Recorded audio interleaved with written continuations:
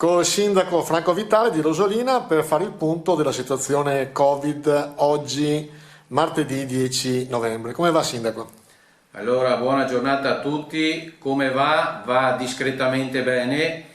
Quello che mi sento di dire e soprattutto di far capire alla gente è che non si sta scherzando, al di là di quello che tante persone stanno dicendo, che è una presa in giro, che è una cosa molto più leggera rispetto all'emergenza che abbiamo avuto a marzo.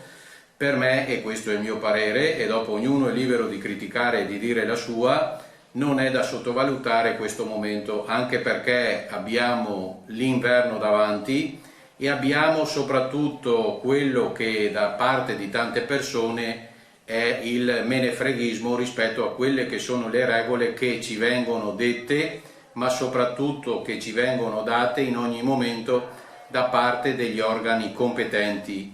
E quando dico organi competenti parlo delle nostre USL, parlo dei medici, parlo dei virologi. E invece purtroppo ci sono tanti cittadini che, con tutto il mio rispetto, devono fare i cittadini, devono fare la loro professione, ma non devono esprimere quelle che sono opinioni personali e soprattutto creare confusione nella gente che purtroppo ascolta un po' troppo le opinioni di tutti. Quindi oggi siamo chiamati ad essere responsabili sulla nostra vita, ma soprattutto sulla vita altrui.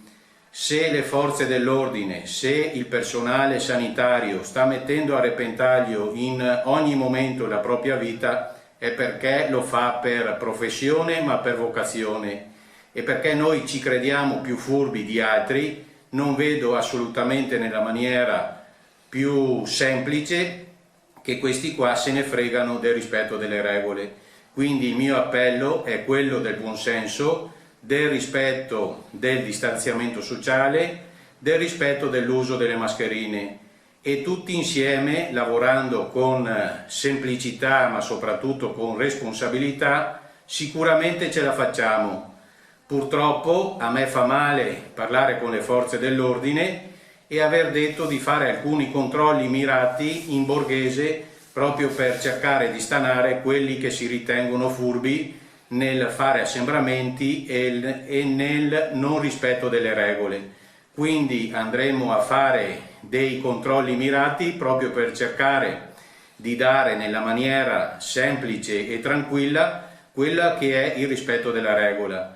Io invito tutti, dai più grandi ai più adulti, a cercare di sfruttare quelli che sono i momenti di condivisione di vita familiare e non sentirsi in maniera così oppressiva tenuti in casa per qualcosa che fa male, perché il momento di vita sociale credo che sia da riscoprire da parte di tutti noi, e insieme saremo sicuramente più forti per il prossimo futuro. Ecco, volevo chiedere al sindaco, Rosolina Mare ha tanti appartamenti che sono di appartenenza di cittadini della Lombardia in particolare.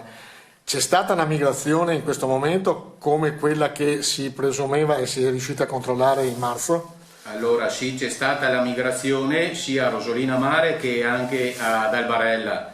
Questo è normale. Può anche fare piacere questo, perché ognuno nella propria abitazione può disporre del proprio locale, e a questi cittadini va lo stesso fatto, lo stesso appello, che devono rispettare le regole, e il fatto che loro siano in mezzo alla natura devono anche lì rispettare quelle che sono le buone regole del distanziamento sociale e delle mascherine. Non è che uno, perché è al mare, possa fare quello che gli viene in mente per la testa. Ecco, le diceva che dopo le 18 che riscontriamo purtroppo nei nostri paesi assembramenti non giusti con i protocolli che bisogna seguire in questo momento, quindi avrete il controllo da parte dei vigili anche in borghese, diceva. Sì, avremo il controllo dei vigili, proprio per cercare prima di tutto di educare, di far capire con le buone alle persone che non rispettano queste regole. Se poi con un paio di richiami questi faranno i sordi, purtroppo verrà applicata quella che è la sanzione prevista per legge, proprio perché, come ho detto prima, non dobbiamo rischiare sulla pelle nostra, degli altri, ma soprattutto su quello che è una normale situazione di vita che purtroppo è pesante, ma dobbiamo tutti insieme fare un po' di sacrificio. Perfetto, Sindaco, la ringrazio anche per la disponibilità e buon lavoro e auguri ai suoi concittadini. Grazie, buon lavoro anche a te e a tutti quelli che ci ascolteranno. Grazie e buona giornata.